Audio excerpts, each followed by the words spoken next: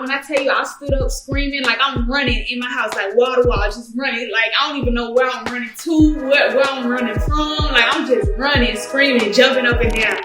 Hey y'all, I'm Mulatto, and if there was a movie about my life, I feel like the soundtrack would sound a little something like this. I was born on December 22nd, 1998, Capricorn baby, period. I was born in Columbus, Ohio. I was born in Ohio, but I was raised in Atlanta. I had a bomb childhood. Like, my mom and dad, they've been married pretty much my whole life. She turned around and had me. Then she turned around and had my sister. That's my only sibling, just me and Brooke. I got her name tattooed right here, so that just show you, like, and this her birthday. We super close-knit family. The song I chose to associate with my birthday is Beyonce Diva, period.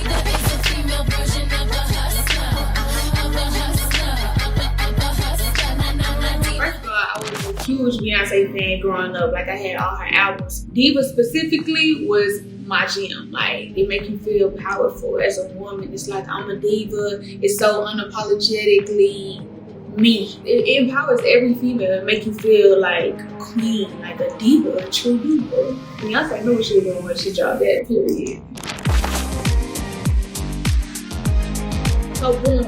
Then I won a rap game when I was 16 years old. When I won, it was an undescribable feeling because I just knew it was the beginning of so much more. I could see the vision, like, for my future career to come after I won the rap game. So for this moment, I chose 2 Chainz Proud. Mama taught me how to get that bankroll. Mama, yeah, bought up in my loft in case the bank closed. My dad was on the show with me, but my mom was always supporting, like, throughout the whole process. In the lyrics of 2 Chainz Proud, he said, you know, I just want to make my mama proud. So I just wanted to, like, reiterate the fact that just because my dad was physically there supporting me, don't mean my mama wasn't a part of it. It was a song with a message behind it. So I felt like I was making my parents proud. This next moment of my life is when I graduated from high school. Graduating from high school was so iconic for me. It was, like, very monumental for my life because I literally was well into my 11th grade school year when I had to just start my whole junior year over from the beginning, literally. So when we started filming, we had to live in the house for like 3 months, I believe. I had to stop going to physical school, enroll in online private school. Something about, like, the classes wasn't transparent. So I just felt defeated when I found out that I had to start over. So it was just like, for me to graduate and still stay consistent throughout the filming of the rap game. So I was just super proud of myself that I finished it through. I chose Nicki Minaj Moment for Life because it was literally a moment for life for me. That I could have this moment for life. Had to throw in some Nicki, period. When I hear that song now, it definitely reminds me of just high school, graduating high school and missing prom, not being able to walk, getting my diploma in the mail. Like, it just reminds me of everything, and it just makes me feel like, dang, all of that was worth it because now I'm living my dreams.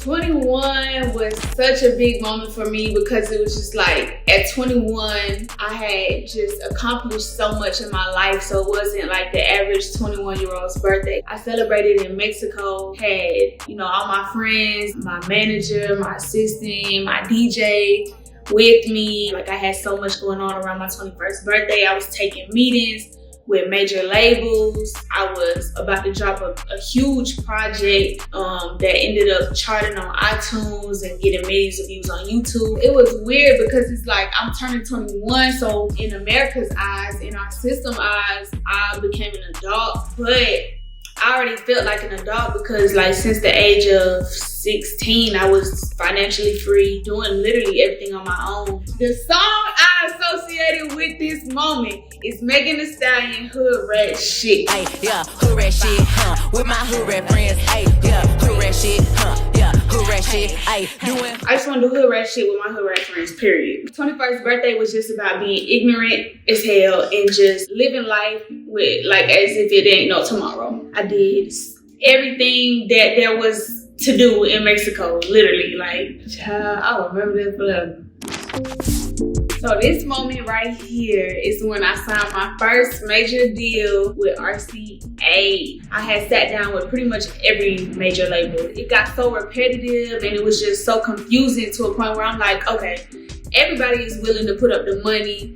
Everybody is quote unquote super interested. Who gonna make me feel the most protected? Who gonna make me feel like I'm walking in my house when I walk in the office? You know what I'm saying? It was, at that point, it just came to like the vibe, the energy. But as soon as I walked in the RCA building, it was just like, Derek is my A&R and his energy is unmatched. Like, as soon as I met him, fell in love with RCA. I was in this room for like 12 hours, I want to say. Literally read every single word in the contract. My lawyer's in the room, my dad's in the room, Brandon's in the room, that's my manager. I had to make sure I knew what I was getting myself into. I had to thoroughly understand everything, publishing, marketing, touring, merchandise. I was literally every emotion that there is. When you're real passionate about what you do, you're gonna go through those range of emotions and you're gonna realize, you know, how important it is to be signing a contract. I didn't want to just sign some shit I didn't even know what I was signing. Everybody see me on the rap game turn down a deal, you know what I'm saying? And so many people told me like,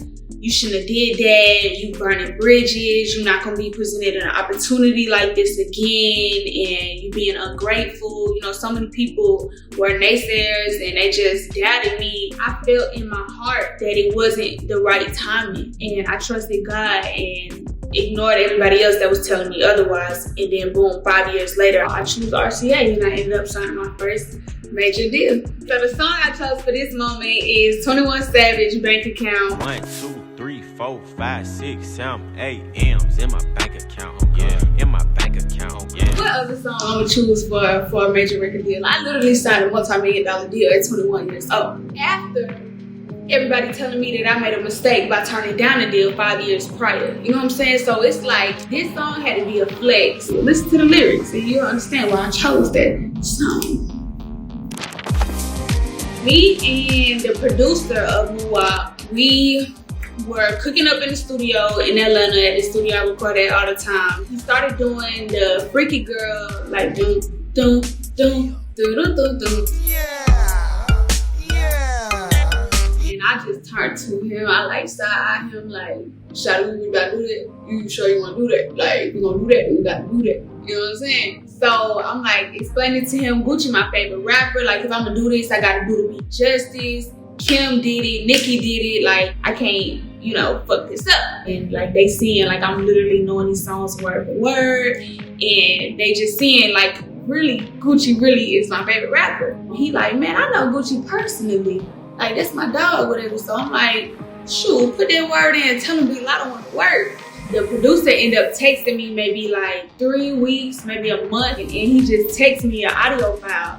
And I'm thinking it's like the mixed version, master version of the song or something like that. Child, I'm listening to it and I hear wow, like at the end. So I'm like, oh my God, is this like a Gucci verse? Like, don't play with my feelings like that. And I'm listening, boom, Gucci verse come in. He like, first I take off the bra. When I tell you, I stood up screaming, like I'm running in my house, like wall to wall, just running. And I FaceTime him, I'm like, man, don't play with me, like what? Then I heard Gucci say, tried to sign Mulatto, but she was signed already. Like, when I tell you, like, undescribable, like, crazy to hear your favorite rapper say, like, they wanted to sign, you know what I'm saying? But yeah, that's crazy. Like, I still can't even believe that to this day, especially so early in my career. Like, I got a song with my favorite rapper. That's crazy. Obviously, the song I chose for this moment is Muwop, Mulatto, Big Lotto featuring Gucci. You know what I'm saying? It's only right. Can't inspire, work for high. Favorite rapper is Gucci. Favorite trapper is Gucci. I'm a legend like Tupac. It's no other song to fit this moment. Atlanta legend linking up with Atlanta upcoming. That's like, it's monumental for the city. And monumental to my childhood. Because if you would have told the 10-year-old me that I was going to have a song with Gucci in the future, baby, I wouldn't even believe you. I wouldn't even believe you. Next moment is when I won 2020 freshman with XXL, baby. So when I signed to RCA, I had to like present some like short-term goals for them. One of those short-term goals was to be a XXL freshman. I literally every year I be tuned in to XXL watching the freestyle. They do this thing on YouTube where you pitch and you talk to the fans like, this is why I should be a XXL freshman. RCA got me to go to New York and pitch. I'm in the voting. I'm telling my fans like, vote for me, blow up their mentions, blow up their comments, everything. And RCA calls me and they like, so we got that magazine cover. Cause they just say magazine cover. So I'm like, all right, we can do a magazine cover, cool. So they like XXL. When I tell you I cried, I cried and my sister cried because I was crying. Like, we was just being a whole bunch of crybabies in the room. So the song I associated with this moment is the Rez Deshaun Hardaway. Go, thug holiday. Don't pin it Hardaway. Rez is from Clayco. I'm from Clayco. Like, one more song for the home team. But if you just listen to Hardaway, it's like he basically saying like, I took the hard way, I ain't take the easy route, you know what I'm saying? So taking the hard way takes time, but in the end it's well worth it. And you know, people just respect that genuine come up when you get it out the mud for real. So the fact that I have been waiting my turn patiently to be a XXL freshman, when I finally became one, everybody knew like it was well deserved, and they seen like how long I've been waiting and grinding for that moment. So it's like I took the hard way, period. Last but most definitely not least, when Bitch from the South was certified gold. Literally, when people ask me like, what's my best accomplishment? What's my favorite accomplishment so far? I'd be like, you know, when I went gold, because literally I made history. I'm the first solo female rapper from Atlanta to go gold. It feels good when so many people told you no, so many people overlooked you, so many people counted you out. I remember I was in the studio recording Queen of the South when I found out that I was close to going gold. It's like, oh wow, cool, but you don't really think like it's gonna happen. So it's like, when they told me, I ain't really get too excited. But when that plaque was in my hand, go watch the video on Instagram. When that plaque touched my hand, it was just a whole nother feeling. Bitch from the South was definitely a breakthrough track for me. When I recorded that song, I had no intentions of it like changing my career, changing my life the way that it did. I literally got a beat pack from Bankroll Got It. Shout out to Bankroll Got It. As soon as I heard the Bitch from the South beat, like I already knew it was a hit. It just started flowing. Yeah, I throw that ass back to see if he gon' catch it. I don't know, even when I cut it, like I didn't think it was,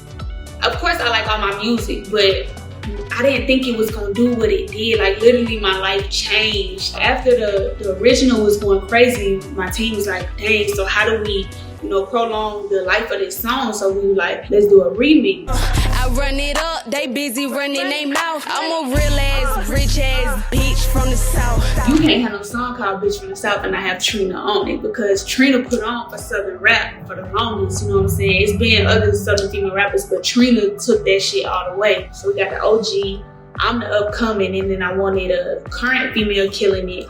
And I just love Sweetie. I love how she rap. I love her aesthetic. I love everything about Sweetie. So I was like, I just DM'd her. I'm like, the worst you can say is no, whatever, no hard feelings. I'm like, I got this song I really want you to get on. The remix is called Bitch from the South.